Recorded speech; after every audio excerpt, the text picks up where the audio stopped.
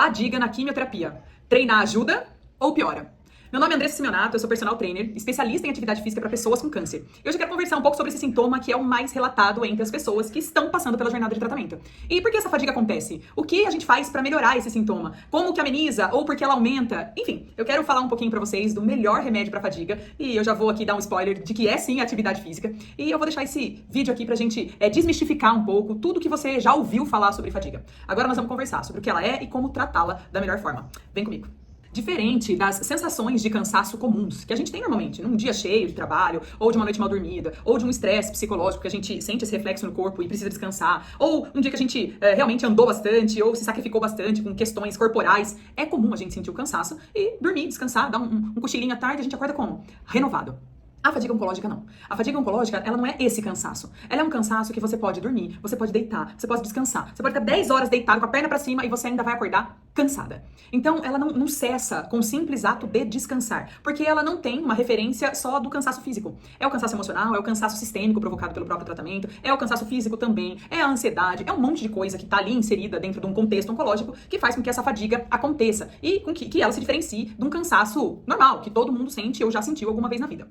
E aí vem a pergunta natural de todos os pacientes. Mas Andressa, se eu tô cansada assim, por que eu vou treinar? Treinar vai ajudar ou vai piorar? Porque tá muito mais na cara de que eu vou piorar. Se eu já tô assim, cansadíssima pra levantar, pra fazer as coisas como no meu dia a dia, se eu me submeter a um treinamento, aí que eu morro de vez. Não, então eu acho melhor não, vou ficar aqui parado, descansando, porque essa fadiga vai passar. E esse é o grande erro de pensamento. É claro que eu não culpo os pacientes, porque de acordo com o raciocínio lógico, é isso mesmo, né? Quanto mais cansado você tá, mais você tem que descansar. E aí eu venho propor alguma coisa que você se movimente, que você faça esforço. Realmente não faz sentido, é paradoxal. Mas como assim? Se eu me mexer mais, eu fico menos cansada.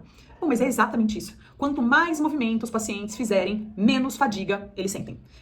São vários mecanismos dentro desse contexto, que não dá pra explicar agora, que são bem complexos e bem longos, mas a gente tem que saber basicamente que o melhor remédio pra fadiga é sim o movimento. Andressa, mas que movimento?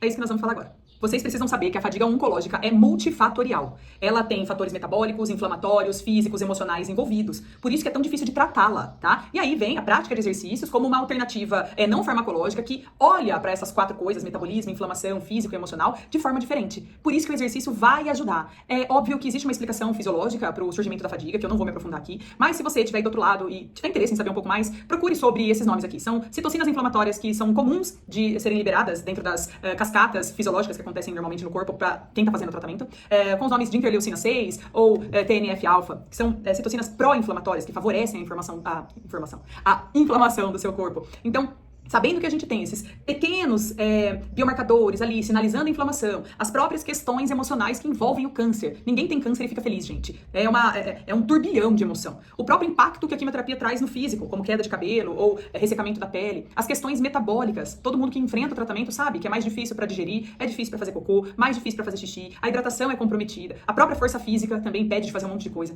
Então é um cenário completamente desfavorável ao descanso. Essa fadiga ela vem para consagrar tudo que está acontecendo ao contrário do saudável no seu organismo. Por isso que ela é tão difícil de tratar.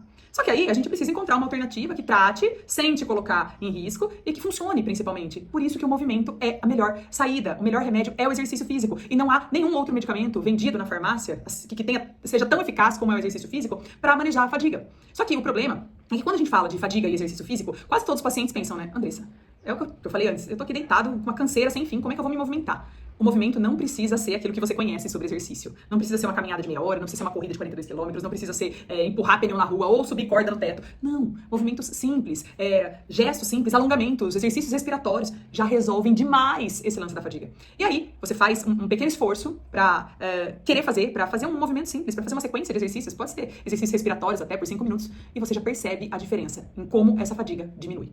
Então a ideia é essa, a gente vai experimentando tipos e modelos de exercícios que te agradem e que realmente faça diferença para você ficar menos fadigado. Mas Andressa, o que o exercício vai fazer com a fadiga? O que ele vai fazer com o meu corpo? Primeiro, gente, exercício melhora a oxigenação. Toda vez que você tiver mais oxigênio circulando e penetrando nas regiões mais distantes do seu corpinho, mais tranquilo você vai ficar, menos fadigado. Lembra, oxigênio é nossa peça de energia, é nossa moeda de energia corporal. Então, quanto mais eu conseguir oxigenar as regiões, melhor o meu corpo fica, mais energizado ele fica, com mais oxigênio ele fica, menos fadigado ele fica. Humor, exercício físico melhora o humor, que é coisa melhor para diminuir a sensação de cansaço do que o humor.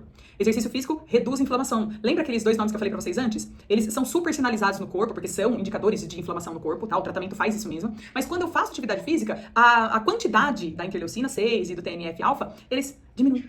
Então, o meu processo de inflamação fica menor, o que é ótimo, tá? Eu deixo meu corpo menos inflamado. Exercício melhora o apetite, melhora o sono e, obviamente, o ouro do corpo preserva a sua massa muscular. Quando eu falo de massa muscular, isso daí tá totalmente associado com força, beleza? Produção de força só acontece se você tiver massa muscular. Andressa, significa que se eu não tiver massa muscular eu fico mais fraco? Isso. E se você tá mais fraco, qual é a tendência do sintoma que você sente quando você tá mais fraco? Cansaço, fadiga. Entenderam? Então, se eu usar atividade física para melhorar tudo isso e o poder principal dela, que é manter a sua massa magra ou aumentar essa massa, você vai se sentir menos fraco, menos cansado, menos fadigado. Essa é a ideia. É a gente fazer o contrário desse ciclo que tá no sentido sempre quimioterapia, corpo mais fraco, mais cansado, diminui o apetite, desânimo. A gente vai fazer o ciclo contrário. Vamos romper esse ciclo com a prática de exercícios e aí você vai sentir o seu corpo muito melhor em relação ao que ele é se você não faz exercício, certo? Precisa fazer. Mas aqui tem um grande porém. Nem sempre a fadiga significa treinar. Nem sempre, certo? Existe a fadiga que pede, que anseia pela ação. E existe a fadiga que anseia pela adaptação e descanso. Olha que coisa. Mas isso não significa que você precisa ficar parada. Lembra que eu falei que existem exercícios que a gente pode fazer na cama, sentado no sofá, usando a própria respiração? Lembra, gente, que a respiração movimenta musculaturas que envolvem minha coluna, envolvem meu pulmão, meu abdômen. São musculaturas importantes da gente fortalecer. E eu só consigo fortalecer com o processo respiratório. Logo, se eu não tiver forças para levantar, se minha fadiga estiver num grau muito limitante e realmente não consigo, eu consigo fazer 5 minutos de alguma coisa respiratória na cama. De um movimento simples na cama. O que você precisa saber é que o segredo tá em ler o seu próprio corpo. Você precisa identificar quando essa fadiga realmente é limitante e tá te mantendo cansado e precisa de descanso, né? Andressa, eu realmente não consigo, meu corpo está pedindo. Ou então, olha, estou fadigada, mas eu acho que ainda tenho uma força, eu consigo fazer algo por mim. Você vai começar a equilibrar, a perceber melhor o que o seu corpo suporta fazer aquele momento ou não. E eu gosto muito de falar isso, porque às vezes a gente propõe alguma coisa e o paciente se sente super culpado. Ah, não consegui fazer. Não fiz o que a Andressa propôs. Calma, não tem problema, é só um dia. Lembra que depois de hoje vai ter o dia de amanhã. Ah, amanhã você tenta de novo. Certo? Então não se culpe. Eu preciso que vocês comecem a ler o próprio corpo, entender os sinais que o seu corpo manifesta e aí trabalhar com esse conhecimento que eu tô dando pra vocês pra saber que horas o seu corpo realmente consegue ou que horas você realmente precisa continuar deitado. E aí vem uma das coisas que eu sempre reforço para o meu paciente. Exercício durante o câncer é para todo mundo? Não. Exercício durante o câncer é qualquer hora? Não. A gente tira um pouco aquela pressão do exercício pode sempre ou não pode nunca. Vocês entendem que há um meio do caminho? Que precisa ser analisado e avaliado a cada momento? Que não é assim? Né, laissez-faire, faz aí, vamos ver o que dá. Não, não é. Eu não trabalho assim, pelo menos, gente. Existem outros profissionais que tendem a olhar para o exercício. Ah, vamos lá! Não, eu gosto muito de entender o paciente, olhar o momento e aí aplicar aquilo que ele suporta para aquele momento. Exatamente por todos esses motivos que eu falei. Isso porque nesse vídeo nós só estamos falando sobre fadiga. Existem mais uns 10 sintomas que eu vou gravar para vocês que também interferem dentro do meu posicionamento, dentro da minha programação.